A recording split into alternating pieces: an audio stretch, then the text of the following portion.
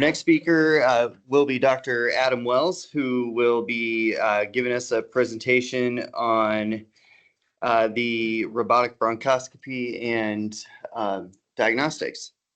Thanks, everybody. I am Adam Wells. I'm going to talk to you guys a little bit about where we are now with diagnostics, specifically robotic bronchoscopy, navigational bronchoscopy, probably more aptly named.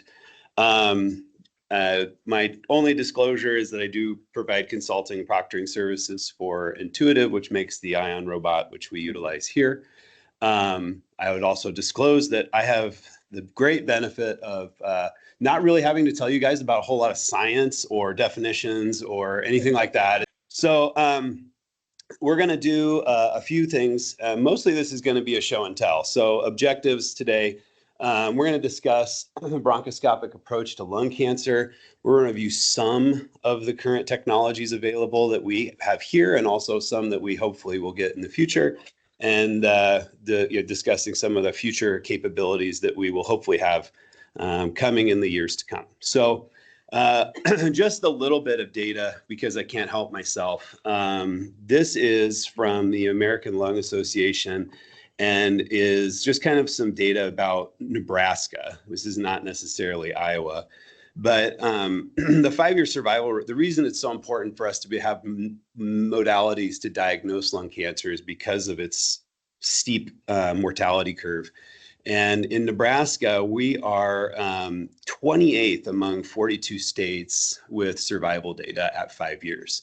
So that puts us clearly in the lower half to lower almost third in the country as it relates to people who or to states reporting. Now, that said, what I think is amazing, and I think coincides with I'm going to be biased and say Methodist Health Systems program, is that we have increased our survival rate by 19% in the last 5 years. And I think that's not without recognizing all of the changes and capabilities that are both here and across the state that are going on from diagnostic standpoint. The whole point being we want to decrease time to treatment, which is what all of the lectures thus far have been about, which is you get the scans, you find the abnormalities, and you try and move forward accordingly because it matters. So in as little as 12 weeks, we can see increased higher likelihood of recurrence, increased stage, and decreased overall survival rates just in the 3 months. And you can see kind of from Dr. Mukherjee's talk about how that can happen, simply because you can see that, if you get seen by your primary doctor who refers you to an oncologist, who refers you to IR, who refers you back to pulmonary because they think you need a bronch, and then they refer you back to IR because they think you need an IR biopsy, and then you finally get the biopsy. I mean, you're now 3 months down the road and just finally got the diagnosis. And so we're trying to do things to try and narrow down how fast that happens. And this is just another little busy slide that says prior to confirming a diagnosis, 46 patients had multiple biopsies before a diagnosis was confirmed, on average 1.7 biopsies per patient, with 53% being still percutaneous, meaning through the chest this direction, which is historically probably the more common way. But the time lag between first biopsy and diagnosis was typically, and by first finding would be like the scan, would be 57 days. So this is why it matters so much and why what we're doing here takes so much legwork and why so much has been put into it. More data about the same thing. So this is a slide that Sumit didn't put on, thank God. I thought he was going to, and so I don't have to repeat it. He had the messier slide of like way it was, and this is the slide of how we want it to be. So our hope is that you start, you come in, you get your lung cancer screening, you get your incidental nodule found, your primary care doctor finds out about that or gets notified in our system of, hey, we found this thing. Do you want us to help you manage it, follow it? Do you want us to enroll it into our thoracic oncology program, where we would then see it, our nurse navigators pick it up, and we're off to the races. And so it's then we go to hopefully just one biopsy, one diagnosis, and then treatment. So We'll talk a little bit about lung cancer in 2025. So a whole bunch of new things that have come between 2024, 2025. One of the big things has been that the broadening of the USPSTF's recommendation for lung cancer screening is now from ages 50 to 80. I suspect in time we're going to see that continue to get wider. We've seen the number of pack years, so how many packs per day times how many years you've smoked has gone down from 30 to 20. So, and still stayed the same was how, if you've quit within the last 15 years, or if you've quit over 15 years, we don't screen you any longer by criteria. However, we've got ways to continue to do that if needed. But so the amount of people who are needing screening only continues to grow. And once you're in screening, you need to continue screening. And so it kind of is a self-propagating and perpetuating process where we're getting busier and busier. So thankfully, we've got things like AI/deep learning, however you want to define it, that help us with some of this. We've also help us with our incidental program and helping carve out and pull out nodules that are seen when you go to the ER for your abdominal pain. But it means that we're needing to have more time in procedures trying to get diagnoses for all of these things that are coming through. So screening programs, incidental programs are all kind of new in the last, or that's not the screening program, incidental program and the bronchoscopic, what we call robots, or more aptly named navigational bronchoscopy, probably, where a bunch of different tools now on the market that can do that. Cone beam 3D imaging, so similar to like an IR. If you go to an IR biopsy, they're frequently doing or always doing a three-dimensional CAT scan while they find the location with a needle into the nodule in your chest. We're doing that now with our bronchoscopies. We can go down in and then we put out the needle, run a CAT scan quick, and we can do the same thing. And eventually, and what's still being researched is therapeutics. So there's an opportunity in the holy grail of lung cancer bronchoscopy would be you go in one time, you found your nodule, we're worried about it. We're going to bring you in, we're going to do the bronchoscopy, we're going to biopsy the thing, diagnose your cancer. We're going to then stage the mediastinum by looking at the lymph nodes in the chest. And then depending on you or the patient's other medical history, comorbidities, we may bring in the surgeon and cut out your cancer right there. One whole thing. You go to sleep not knowing if you have cancer and you wake up, hopefully, theoretically, maybe cured. And so that's one option. The other option that's still being researched as well is therapeutics and cryoablation or microwave ablation, where you actually go down with the same concept. Maybe instead of radiation therapy, though, we go down in there and we biopsy the thing, stage the mediastinum, and then ablate the lesion at the same time. So it's a lot of exciting stuff that's happening really quickly. Here's kind of the history of bronchoscopy. Typically, or initially was just this kind of, this was even advanced when I was in fellowship, which is crazy. We just had a little eyepiece and you'd look in this eye and look down in the scope. Then this was like amazing. We had this screen that we could put it on, and then a previous generation called electromagnetic navigational bronchoscopy, which we used to use here. And now what we're using is we have this robotic assisted shape sensing navigational bronchoscopy, which is what we use here. And then recently we've combined it with 3D imaging, like I said, where we actually will, during the middle of a case, confirm that we're actually in the nodule, in addition to using ultrasound and fluoroscopy and a bunch of other tools at the same time. This is just a slide of the different things that are currently on the market, and they seem to be coming out and getting it more advanced by the year. These are a few of the different systems. Monarch, Ion, Galaxy are all the probably big hitters, heavy hitters. Since this slide has been made, FDA approval for Galaxy.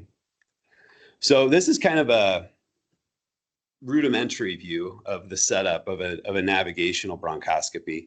So the thing on the left over here, this is the tower that we're using. This little screen here is real-time view of just, we're driving in. This is like, you've all played Top Golf, or not Top Golf, is it Top Golf? Golden Tee. Golden Tee, right? You've all played Golden Tee with the thing. It's shockingly similar. So the one hand, one hand goes in and out and the other one like rolls it around. And so you just like, it's really crazy. So then that drives this arm down and in and helps you curve and change directions. And what's amazing is that this system utilizes the CAT scan that you get prior to when we got the screening done to make a three-dimensional roadmap. I always tell people bronchoscopy or lungs are like a tree, right? So everyone's got the main trunk. Every tree's got a trunk. Every tree typically has that first couple, 3 branches that go off in a different direction. And so you can make an educated guess historically, and people did. We educated guess, try and find our way. And then we'd send a radial ultrasound out there to try and find if we got it, take 2.5 hours of just fishing around, and then you didn't get it. But this now makes a 3D roadmap for us to say, okay, turn left, turn right, go up, go down, go around, and take you all the way there.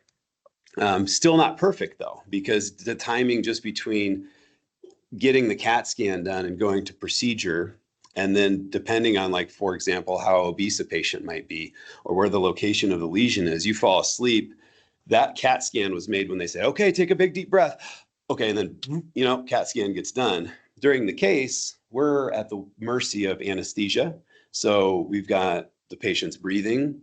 They're maybe not taking that same deep breath when we're in there. And so we lose some of that accurate direction in which we're going, which is why the more tools we have to confirm where we are, the better. Because even with navigational bronchoscopy, it's still not a perfect science, because we do lose some findings. So here's kind of what our setup looks like. I hope someone gets this joke. I really hope, and no one had the beginning of this, like, I really wanted to have phenomenal cosmic powers, itty bitty living space, but it's true. We've got, and as each one of these things comes through, we just keep adding more and more and more and more things to our room, which is fantastic, but it does become quite the deal. And it's just because we keep getting new tools, and because Methodist has been so amazing with keeping us up to speed and literally at the front of diagnosis from a bronchoscopic standpoint.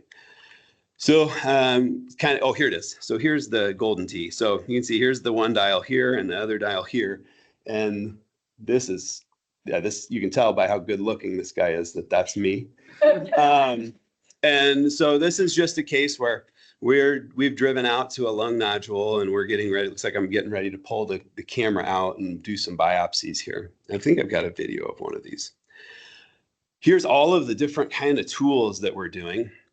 So this is just an example of a needle here, a fiducial, what we call fiducial, out in the lung. So different ways of biopsying during all of these procedures, but this is what's called a fiducial.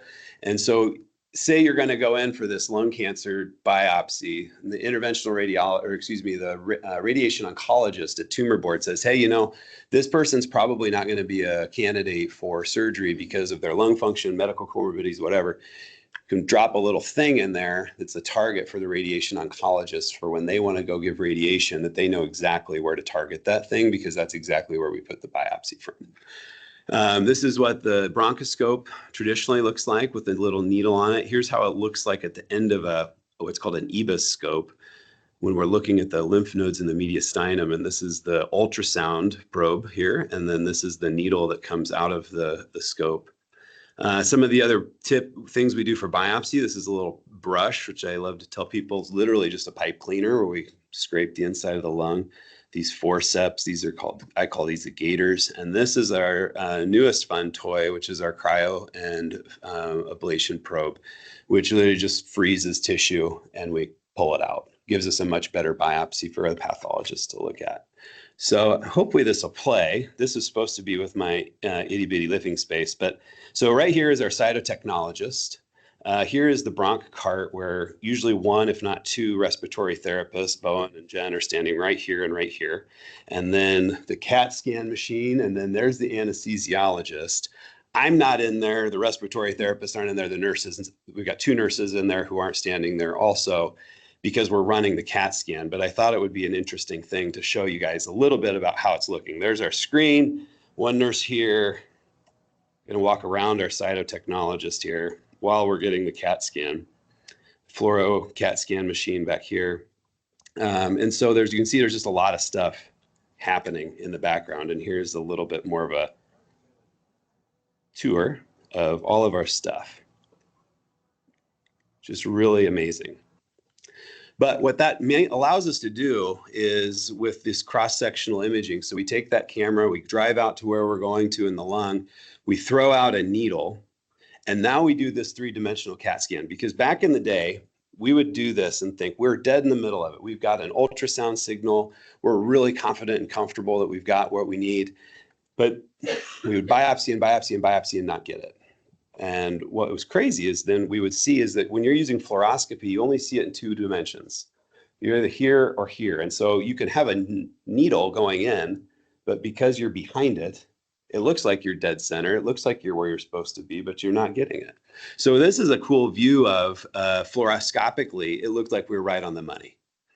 On this case, though, you can see here's the mass or nodule right here and right here. But you can see the needle that we've put out missed it. You know, and so this is great. You can then, okay, well, we pull it back. The machine will allow us to reapproximate where that nodule is. We can redirect our approach and right into it. Or in this case, where you see like, holy smokes, we're tickling the pleura here. Pull it back slowly, quickly, because we're not going to drop the lung. This wasn't me. This is someone less skilled than me. This is similar to what Dr. Hilger was talking about. This is some of the tech that's allowing us to get more advanced and quicker access to nodules. This is kind of an example report of what one of those AI-read screening scans gives us. So it gives us size, kind of concerning factors, and actually even to some degree, or it will give us the lung rad score. So like for this nodule here was a 4B, which is one that we're pretty nervous about and want to get done as quickly as we can. And then it tracks it over time. This one doesn't show it, but every nodule that system finds, it continues to track with time, which is incredible. So you can look back 3 years on the same nodule and know exactly what it's been doing or not doing.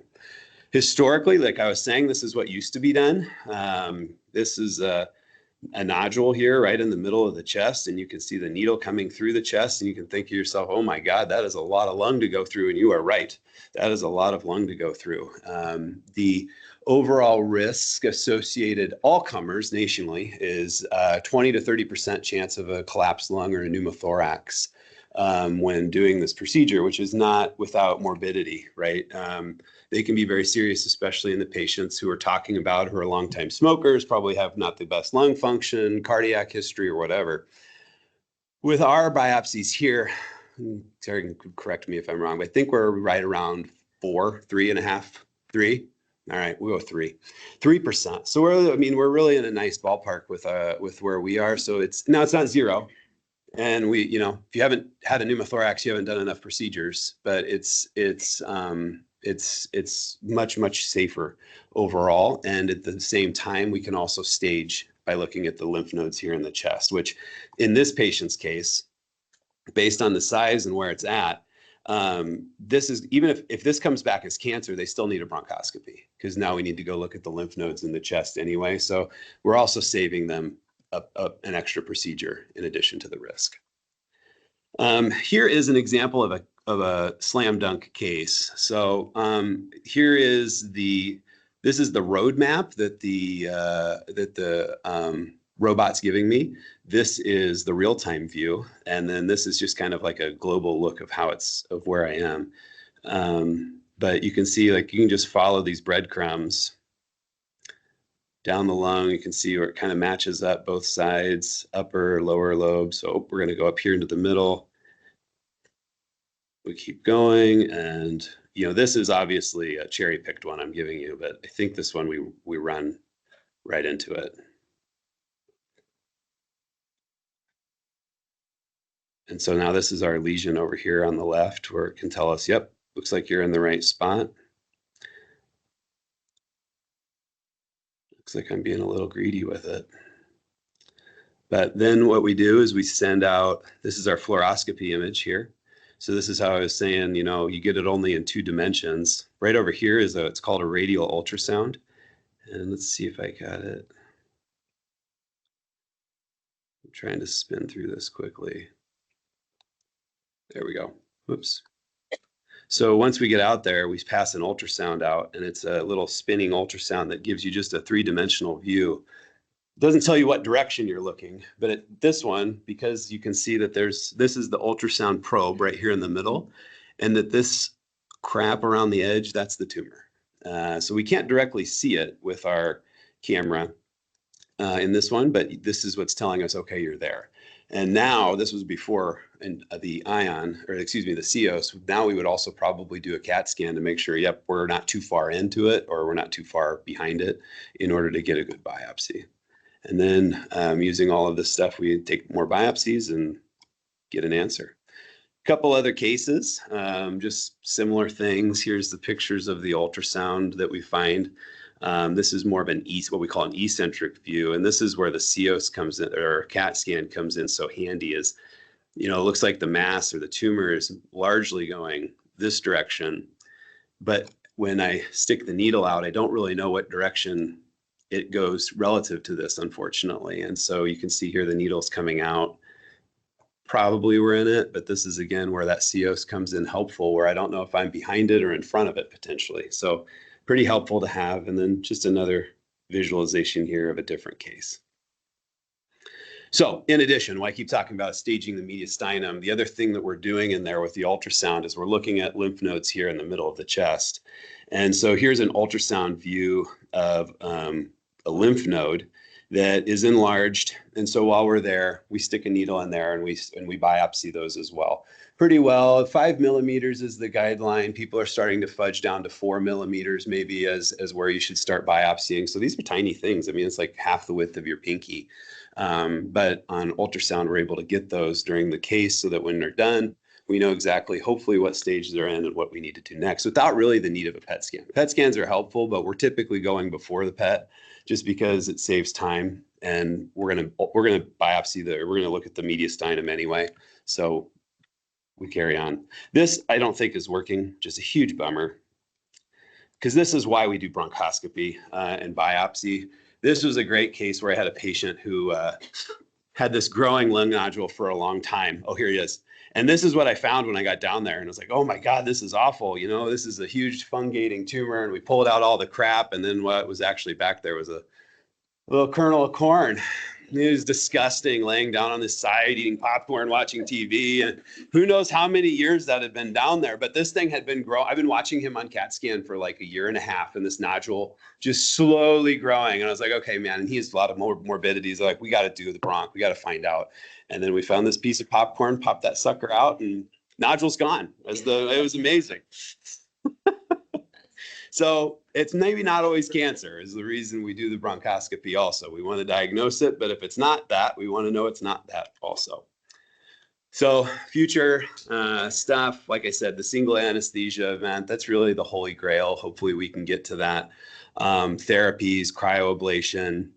We've had an amazing evolution with our navigation program here as far as all of the new toys and technology, and you see how tight it gets back there, but that's just because we keep gaining more and more abilities to do smaller nodules, peripheral nodules, ground glass nodules, all the different things.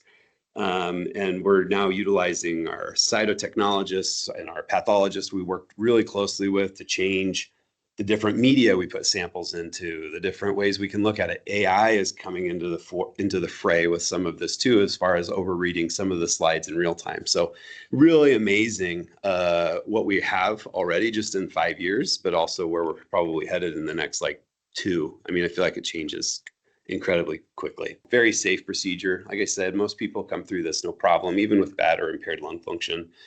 It's growing and evolving incredibly quickly. Especially, and I think it's just going to get busier and busier and busier because of our capabilities of finding nodules and tracking them.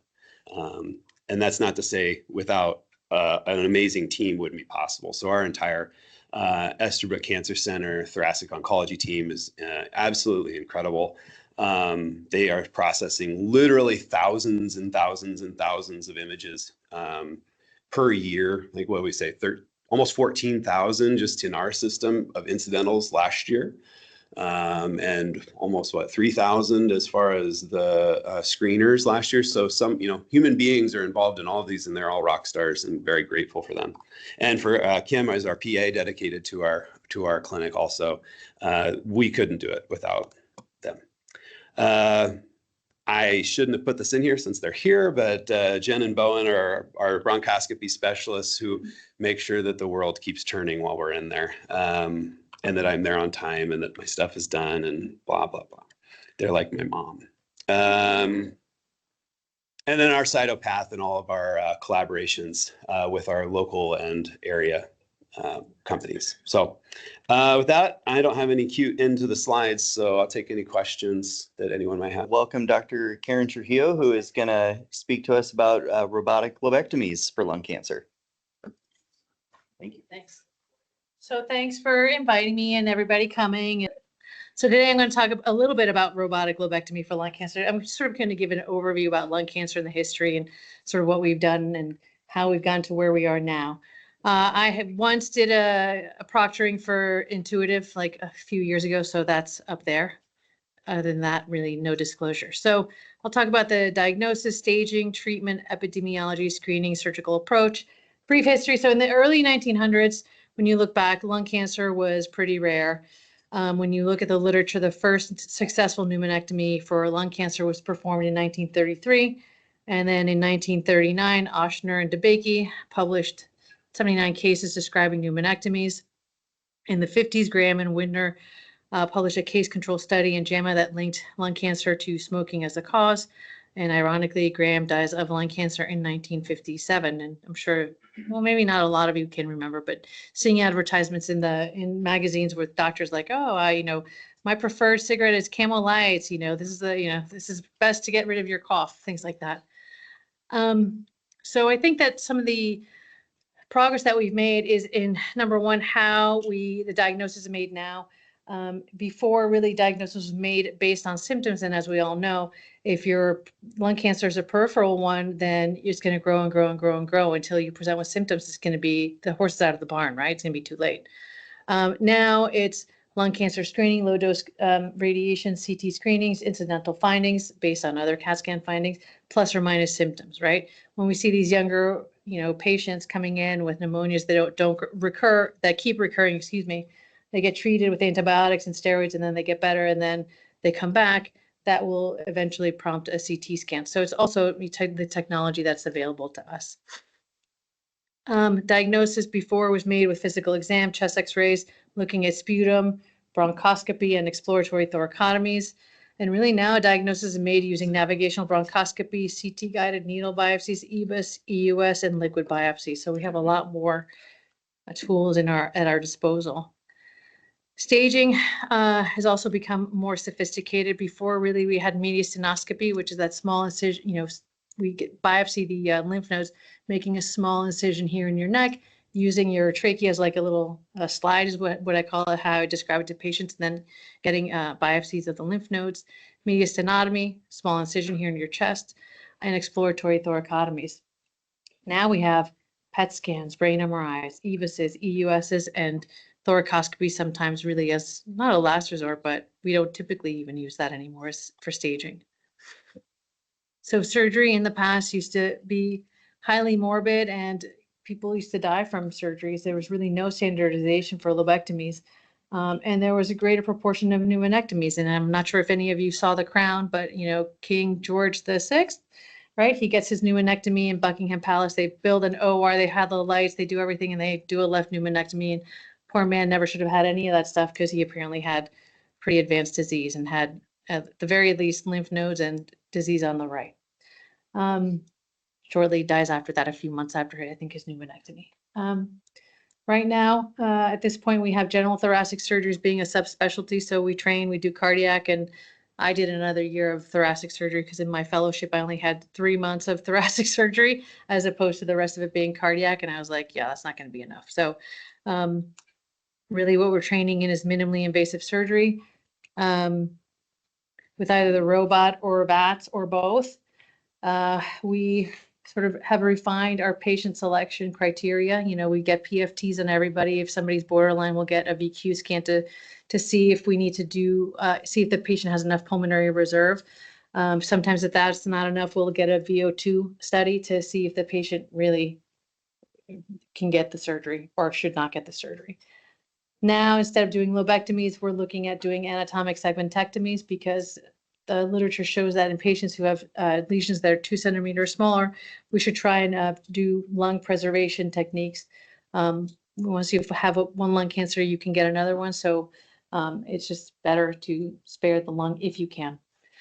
We have a lot better pain control in the post-operative course, and I think just better overall post-operative care. And so patients do pretty well. The lung cancer screening in the past used to be getting a chest X-ray and a sputum cytology, which really is not very effective screening tool. It doesn't really reduce your mortality at all. But now we know that low-dose CT screening for lung cancer in people at risk, and those patients are at risk of those who have over 30-pack-year history of smoking, or those who are currently smoking or quit within the past 15 years. It's a U.S. Preventative Task Force recommendation. It's covered by insurance, and we know that it decreases your mortality by 20%. So it really is a very good screening tool. And the reason is because we find your stage earlier, right? We find that you're a stage 1 much, much earlier. So without screening, the stage of diagnosis is 15%, whereas with screening, it's 50%. I'm not sure what happened to that second number there, so apologies for that.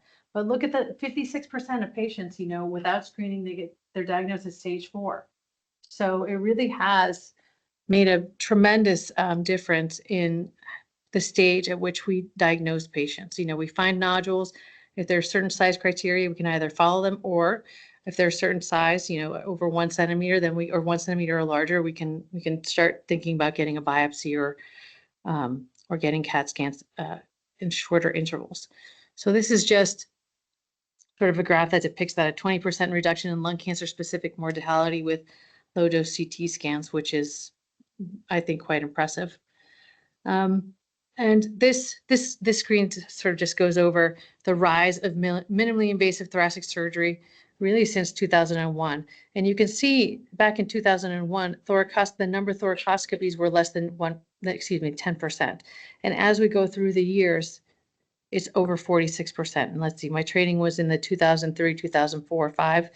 I was in general surgery from 2000 to 2005, and then my fellowship was between 2005 and 2008. So it corresponds with sort of the rise of minimally invasive surgery. And I learned with a video assisted thoracoscopy, which is just a different way of doing minimally invasive surgery.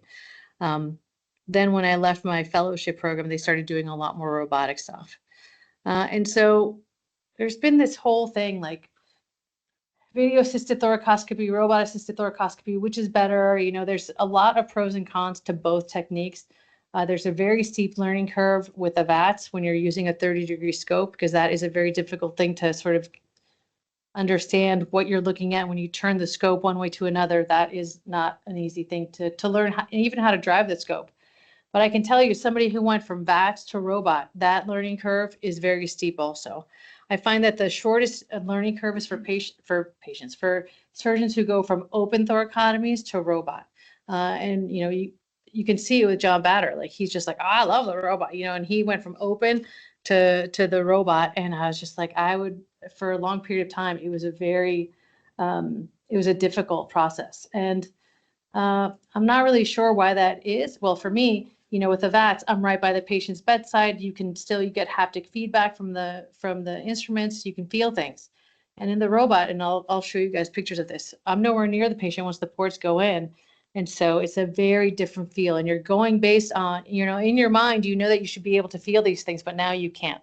And so now you're seeing these things, right? You can see if you're pulling too hard. You can see if the tissue is beginning to tear, but it's a very different ball game.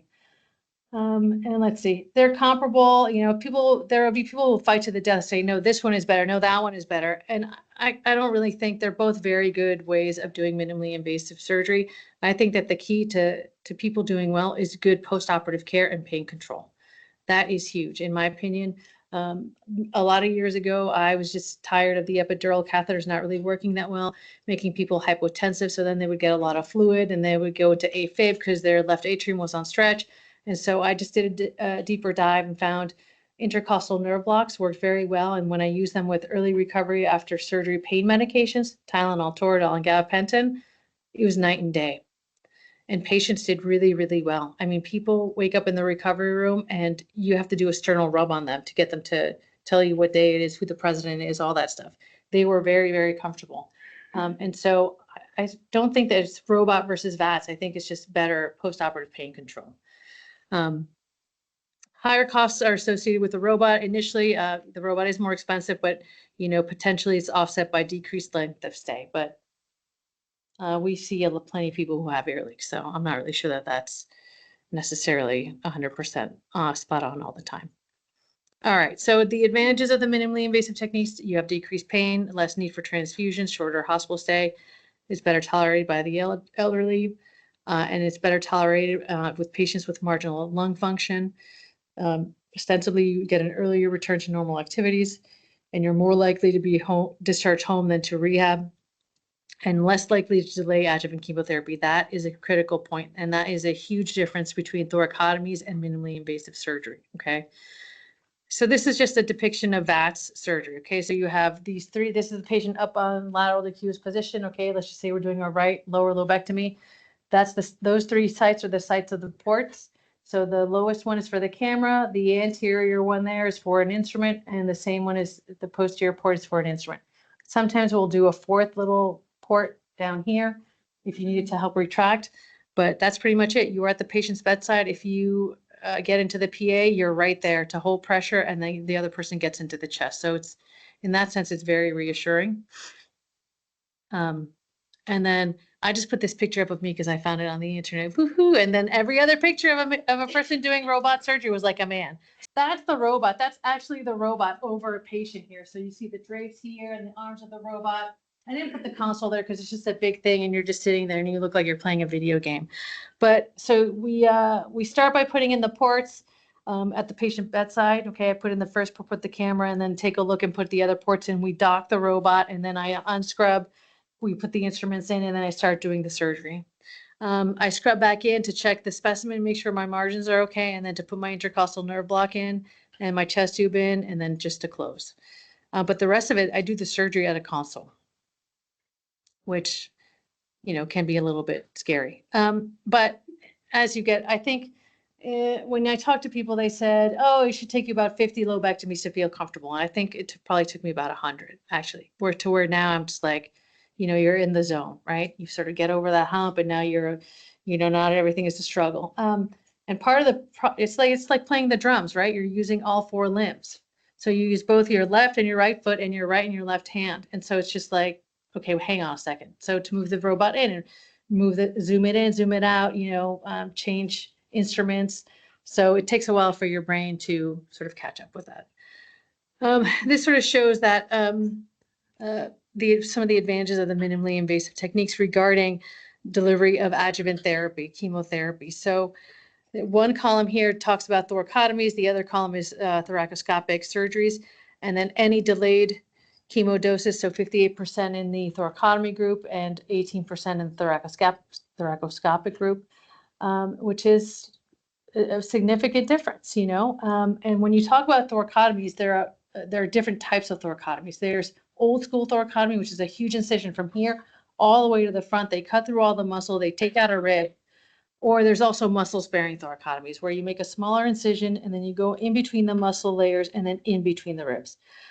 I was taught how to do the muscle sparing thoracotomies. I have seen the other ones and it's like a shark bite. It's an enormous incision. And so I'm not surprised that there is such a big difference between the thoracotomy and the thoracoscopic. It would be interesting to see if there's a difference between muscle sparing thoracotomies, just to have that column like right in the middle and see if there's a difference, but no one's looked at that yet. So there you have that.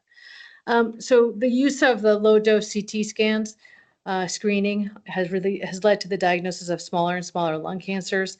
And so, when you look at the literature, the Japanese and the Chinese have been doing this for a very, very long time, where they offer anatomic segments for smaller lesions. And they've reported, similar survival as lobectomies, long-term survival, and recurrence.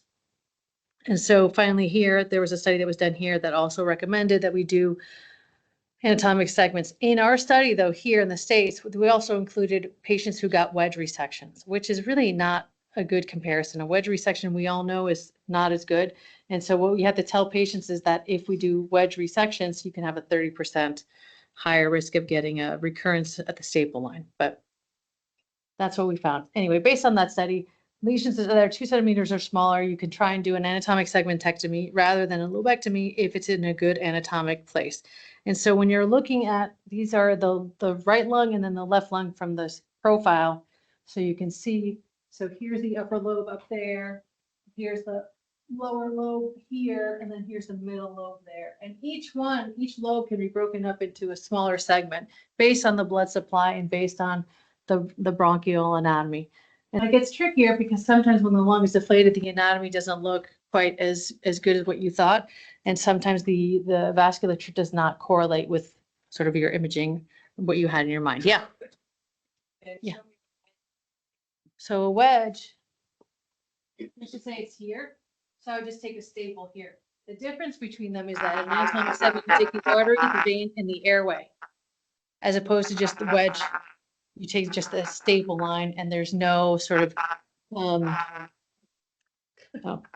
there's no, you don't dissect out the vascular structures and the airway. Okay. Also, typically in wedges, people would never do a lymph node dissection. So, I mean, some people do. It depends on what it's for. But for lung cancers, it's better to do an anatomic segment. For metastatic disease, it's just a wedge. It doesn't matter. You don't need to necessarily do an anatomic segment. You can do a wedge resection because if with metastatic lesions, it's not thought that the drainage of the tumor is as important. So this is a number, this is our cases here throughout the years. We're looking at thymectomies, segment versus wedge, lobectomies in yellow, and then the total. So let's see, I got here in 2022. So before then we did 3 thymectomies, 26 segment wedges, and 70 lobes, and 99 total. And then the year after that, we did 15 thymectomies and 53 segment wedges and 80 lobectomies for a total of 148. And it looks like we stayed sort of stable and then came down a little bit in 2024. But I think we're doing a lot more. And I think that these numbers, the segment and wedges, I think they represent more the anatomic segmentectomies rather than just doing wedges. We do wedges also to diagnose idiopathic pulmonary fibrosis and other sort of respiratory lung diseases. But the anatomic segments are for usually the lung cancers. And we're doing more of them. And I hope that we'll continue to do more if we have patients who are appropriate candidates for it, because I do think that it is good to spare the lung parenchyma as much as you can. This is our team. John Batter goes to the lung cancer clinic. He and I we alternate there on Thursdays, and then I go to Jenny Ed on the alternating Thursdays and sometimes Fremont's. Dr. Merritt, since I came, has taken a step back just because otherwise then there would be nothing for me to do. So that was very nice of her. Thank you. And we'll see. JB keeps saying that he's going to retire in, I think it was 2026, but I told him that that's just silly talk. That why would you even say that? And so I'm trying to finagle something where he can just do thoracic and hang out with me, even if it's on a part-time basis, because otherwise we're in trouble. And I think that's pretty much all I have right now. Yep, that's it. So the patients who get surgery are the patients who can tolerate it from a respiratory or cardiac standpoint. So they have to have good pulmonary function tests, which is something that we love to see. They have to have at least a heart that can tolerate a surgical procedure. We'll get people, obviously the smokers, we will, if we have a high risk, a high level of suspicion, we'll get stress tests on them. I've moved away a little bit more from getting stress tests on all my patients now because the STS doesn't recommend that we do that. And so I'll start with an EKG, a baseline EKG, and we'll go from there. It depends on their comorbidities, diabetes, hypertension. a lot of the patients have comorbidities. I also make everybody quit smoking for 4 weeks prior to surgery. I think that, well, there's definitely a little bit of literature to suggest that people who continue smoking up till the day of surgery do not do as well as people who quit smoking. And the magic number is about 4 weeks. And so we will get people to enroll them. I'll have Jill call them really. I'll tell them a little bit first and tell them about nicotine replacement, medications such as Chantix and Wellbutrin, and then cognitive therapy if we need it. But usually telling patients I won't operate on you if you're still smoking does the trick. Not always, and sometimes I have to cancel the cases in pre-op, because I'm not really messing around. I need to do a wedge biopsy for some sort of lung issue. And she was still smoking in pre-op. And I was like, what happened to quitting smoking for 4 weeks? She was like, well, I almost made it. I was like, well, you're almost not having surgery. Like you're canceled until you prove to me that you've quit for 4 weeks. I threaten them. I don't tell them. I tell them I'll do it, but then I never do it. I mean, literally, I walked in the room and I was like, so what happened to quitting smoking? She was like, well, I was like, yeah, no, you're not. I mean, just by smell alone, you can usually tell. But yeah, I don't usually, I used to do that at the university, but we can't get the results here that same day, so I don't do it. But I'll tell them, listen, I'll check your urine and, I'll cancel you. And I have canceled a few people in pre-op. Yes.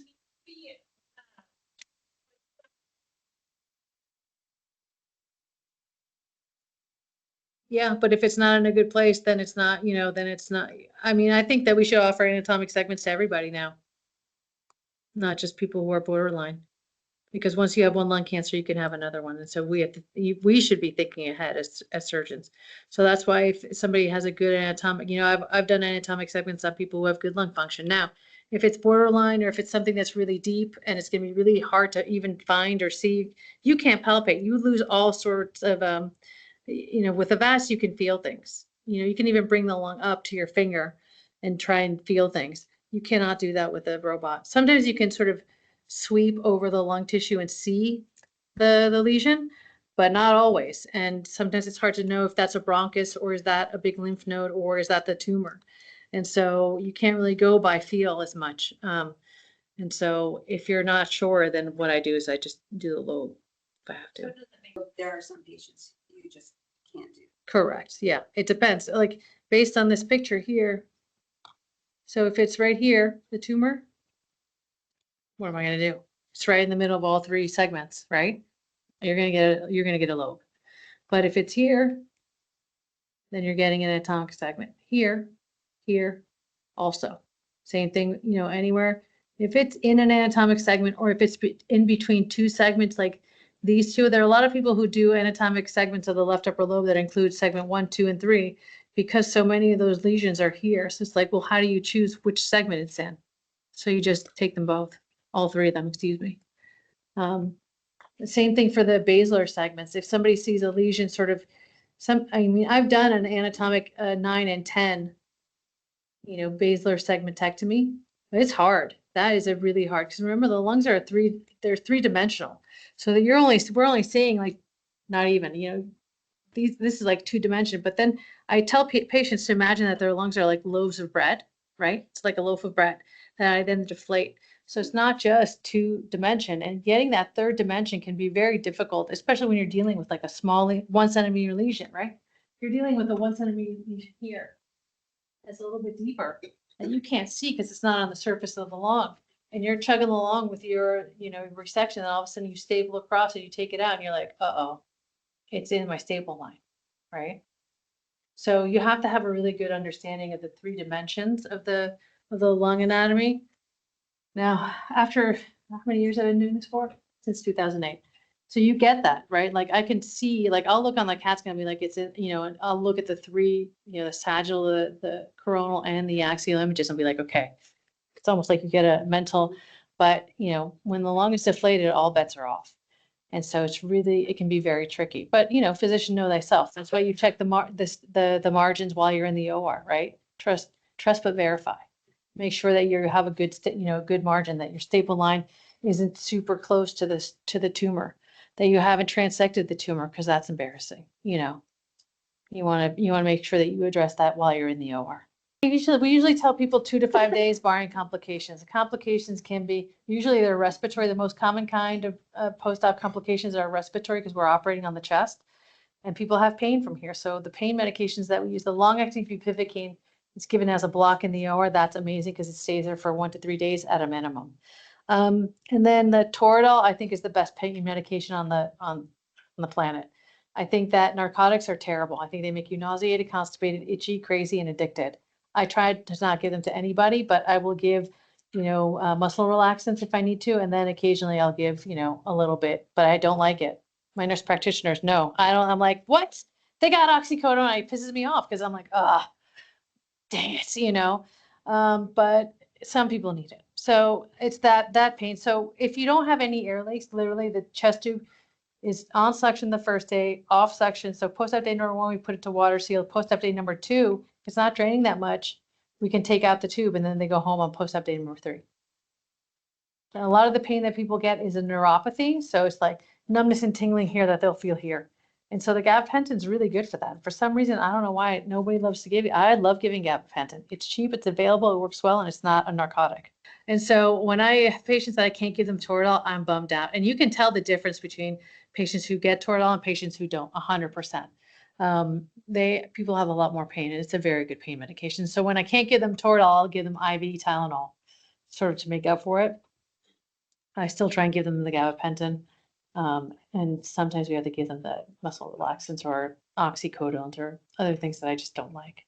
I just don't think that they're, you walk into a patient's room and they're asleep and then they wake up, I have pain. I was like, you were just sleeping 2 seconds ago. What are you talking about? And so narcotics, in my opinion, have never really worked that well, which is why I was not sad to let go of them. That concludes the online education.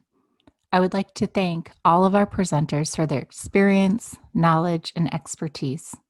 Be sure to subscribe so you're up to date with all of Nebraska Methodist College's continuing education offerings. Thank you.